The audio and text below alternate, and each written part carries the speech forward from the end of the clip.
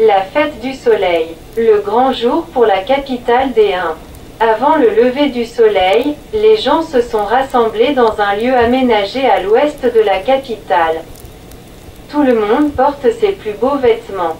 Sabir a conduit les Romains dans un endroit réservé aux convives de marque, situé non loin de la tente royale. Les drapeaux des tribus et des détachements militaires flottent sur les mâts. Les gens se disposent en rond, autour de leurs drapeaux, sur les tapis et sur l'herbe. À l'est, le ciel commence à s'éclaircir et on voit le panorama de la capitale avec ses palais et ses tours décoratives. Un prêtre, appelé chez les Huns chaman blanc, sort d'une tente à l'extrémité occidentale du lieu de fête. Il est accompagné par un garçon et une fille, tous les trois sont vêtus de blanc. Le chaman tient un tambour, chacun des deux enfants, qui sont un peu derrière lui, tient une corde en cuir attachée au dos du chaman. Sabir explique. Nous nous appelons les tribus du soleil avec les rênes dans le dos, car le soleil pour nous symbolise Dieu qui nous dirige avec ses rayons comme nous dirigeons nos chevaux. Mais alors Tangra est Dieu du soleil. Tangra est Dieu de tout ce qui existe. Le soleil est sa plus grande création. Il a plusieurs noms. Uelu Tangra, grand Dieu, Urun Tangra signifie Dieu blanc. C'est-à-dire, Dieu solaire, les Sakas disent Ard Tangra ou Artoyon Tangra. Que signifie le mot Ar? Beaucoup de Sakas orientaux, comme les Alains, parlent des langues qui sont différentes de celles des Huns. On dit qu'ils comprennent les Perses. Pour eux, Ard ou Ar signifie Dieu. Le chaman passe solennellement sous le faible roulement des tambours vers l'extrémité et du lieu de fête et s'arrête. Les tambours se taisent. Les Romains remarquent que les chamans et les prêtres des différentes tribus et des détachements militaires allument des feux non loin de leurs drapeaux. Une chamane, qui a été assise au banquet à la place d'honneur de la table voisine, allume, elle aussi, un feu près de la tente royale. C'est Udagan, une amie de Kerekao. Explique Sabir. Le silence. On n'entend que les oiseaux. Toutes les têtes sont tournées vers l'est en attendant le lever du soleil. Les Romains admirent involontairement le panorama de la capitale sur le fond de l'aurore matinale. Quand le soleil jette ses premiers rayons sur la foule qui l'attend. Le chaman lève ses mains vers le ciel, frappe 3 fois son tambour et récite une prière d'une voix rapide et solennelle. 7 filles et 9 garçons dans des vêtements blancs s'approchent de lui. Le chaman accomplit avec eux encore quelques beaux rites, verse du koumiz, boisson de lait de jument fermenté, sur la terre. Ensuite, il se dirige vers la tente royale, bénit Kerekao et ses enfants. Le prince Elak, Uzun tout âgé de 4 ans, Dengizik de 2 ans et reste à côté de la reine. Udagan continue la cérémonie pour Kerekao selon les rites de sa tribu. Toutes les femmes Sakas ont de hauts chapeaux coniques. La tribu de Kerekao est connue depuis l'Antiquité sous le nom des Sakas avec les chapeaux flèches. Raconte Sabir. Les hommes aussi portaient autrefois des chapeaux semblables. Leur roi portait des armures en or. Ils vivaient non loin du grand lac Issyk coule. Vient l'évêque chrétien de Laeni. Il bénit les Romains et récite une prière. Il se dirige ensuite vers le groupe des secrétaires latins et grecs d'Attila. Quand l'évêque est passé vers l'autre groupe de chrétiens, Onégèse se détache du groupe des secrétaires et rejoint les Romains. Regardez notre capitale, s'écrie-t-il, la ville du soleil. Effectivement sous les rayons du soleil levant. Le panorama de la capitale des Huns est splendide. Les 9 enceintes concentriques symbolisent les 9 couches du ciel. Explique Onégèse. Les toits pointus des tours rondes ressemblent aux casques des guerriers Huns. Peints en couleur bleue et jaune d'or, vernis, ils brillent sous les rayons du soleil. Les 8 larges rues partent comme des rayons de la citadelle qui entoure le quartier royal. La ville est construite avec envergure. Les maisons ne se touchent pas, ont de grandes cours. Fermées d'un côté par un tronçon d'une des 9 enceintes. Oreste pense, l'incendie n'est pas un danger pour cette ville. Il a déjà remarqué que les palais sont bâtis sur des fondations en pierre. Leurs différentes parties sont séparées par des couloirs, également en pierre, comment tout est bien réfléchi. Onégèse explique, à l'est de la Heunie se trouve une deuxième capitale. Je l'ai visitée, explique Sabir. C'est une ville plus grande mais moins splendide que cette ville. Cette capitale est une fenêtre sur le monde romain et germanique. Dit Onégèse. Attila veut impressionner les peuples d'Europe. Mais alors pourquoi ne construit-il pas en pierre? S'étonne Oreste. Onégèse explique. Attila pense qu'il est impossible de dépasser les Romains et les Grecs dans ce domaine.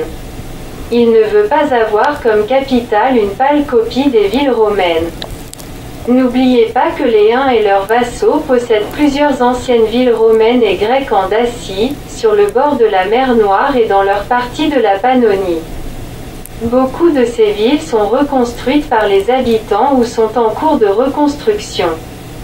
Attila pouvait facilement convaincre Oros de transférer la capitale ou une résidence royale dans une de ces villes. Fier, il regarde le panorama de la capitale, la ville n'avait que 2 enceintes. A été agrandie et reconstruite selon les idées d'Attila dans les traditions une. Les Germains appellent notre ville Attilaburg ou Etzelburg. Oui, il a créé une ville extraordinaire. Confirme Oreste. Nous avons construit beaucoup cette dernière année grâce à l'argent romain. Dit Onégèse. À l'argent romain? S'exclament simultanément Oreste et Salvien qui, stupéfiés, se regardent. Selon les conditions du traité avec Essius pour la mobilisation de l'armée de secours, nous avons reçu une contribution à notre trésor.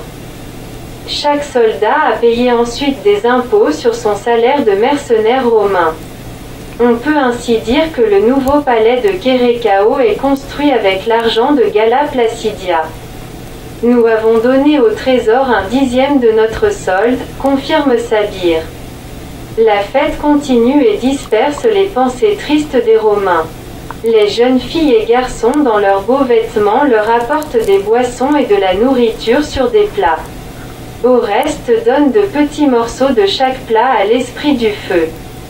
Après ce petit déjeuner, les jeux et les compétitions commencent, mais beaucoup de personnes restent près des drapeaux afin de parler avec leurs amis et compatriotes. Sabir va aussi chercher les siens. Onégèse accompagne les Romains vers le groupe royal. Kérékao et Aïta, vêtus de robes une brodées avec des jabots et des dentelles. Avec de très hauts chapeaux pointus, les accueillent avec le sourire. 2 princesses germaniques avec des chapeaux de même type sont à côté de la reine. Comme les femmes aiment imiter la mode, pense Salvien. Udagan et l'évêque, avec des airs importants, discutent amicalement. Les Romains et Onégèse font la révérence à Kérékao et aux dames. Puis, ils s'approchent de l'évêque. Il est étonnant de voir sur sa poitrine une croix à 4 branches égales et de remarquer chez Udagan une croix avec des branches égales et ancrées, gravée à l'intérieur d'un grand disque en argent. L'évêque comprend vite la raison de l'intérêt des Romains et leur explique. Vous êtes habitués aux croix en tau, qui reproduit la forme de l'instrument de supplice du Christ. Mais nous portons ici des croix à branches égales, familières aux Huns. D'ailleurs, on commence à porter des croix similaires dans l'Empire romain d'Orient et il est amusant de constater que les Romains d'Occident les appellent les croix grecques.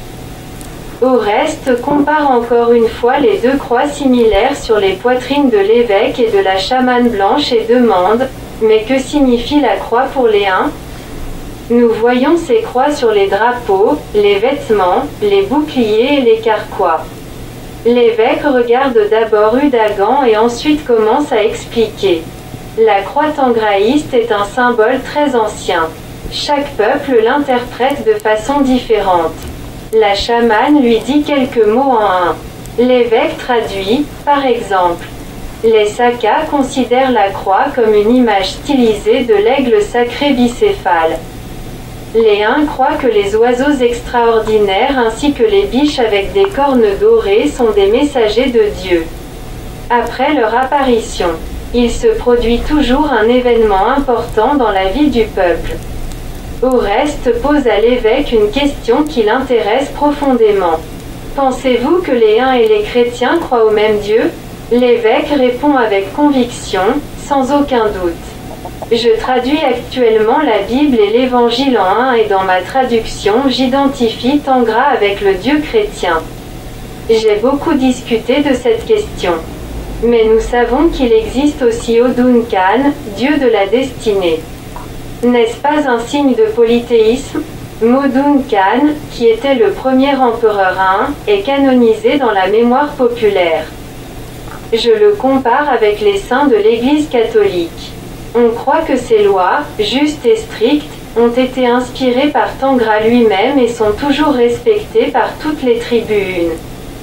Tangra est Dieu unique et tout-puissant entouré par les autres divinités, à la fois distinctes de lui et en faisant partie. Salvien se souvient des raisonnements des philosophes, assez obscurs pour lui, et des disputes sur la Trinité, cette union de trois personnes distinctes ne formant qu'un seul Dieu, le Père, le Fils et le Saint-Esprit, mais aussi sur les anges et les archanges, créatures purement spirituelles.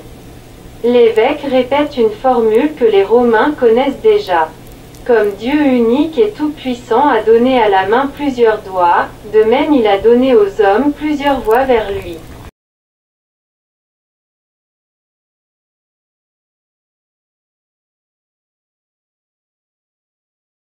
Le tangrisme était la religion de Gengis Khan et d'Attila. On dit parfois tengrisme. Il a été pratiqué au XIIIe siècle du Pacifique aux Balkans. Actuellement, les Mongols sont devenus le bouddhisme. Le Kazakhstan et le Kirghizie sont devenus plus ou moins musulmans. Mais le tangrisme est toujours pratiqué en Sibérie, mais surtout en Yakoutie, mon pays natal. Tangra signifie Dieu. On prononce ce mot différemment. Tangra, Tengri, Tengeri, Tanri, etc. On prononce ce mot en yakoute Tangara. Tangara. On assimile symboliquement Tangra avec ciel bleu éternel. Regardez le drapeau bleu du Kazakhstan, mais je vous ai dit que Kazakhstan est un pays plus ou moins musulman. Les Yakoutie et la République Sakha de la Fédération de Russie. Son drapeau est purement tangris, d'ailleurs comme son armoirie. Un des symboles du tangrisme est le croix tangris. Ces croix tangris sont gravées sur le port du Parlement de la Yakoutie. Presque tous les Yakoutes participent à la grande fête du solstice d'été d'inspiration tangris.